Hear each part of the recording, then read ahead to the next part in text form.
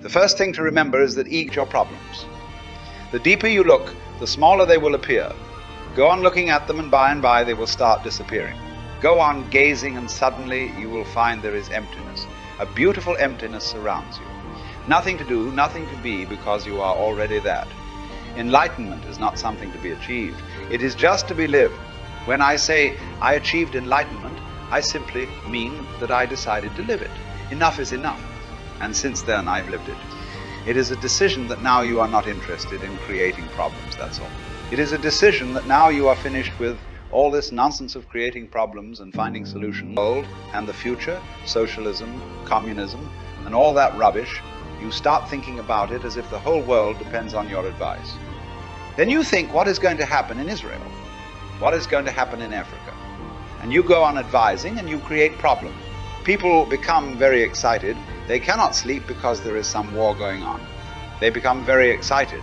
Their own life is so ordinary that they will have to get extraordinariness from some other source. The nation is in difficulty, so they become identified with the nation. The culture is in difficulty, the society is in difficulty. Now there are big problems and you become identified. You are at ease, flowing. Now his face will become red because he will have to strain, hold himself. His whole body will become rigid, and he will try to fidget here and there, and he will want to jump out of himself. You have forced the energy to sit still. Now it has no purpose, no meaning, no space to move, nowhere to bloom and flower. It is stuck, frozen, rigid. The child is suffering a death, a temporary death.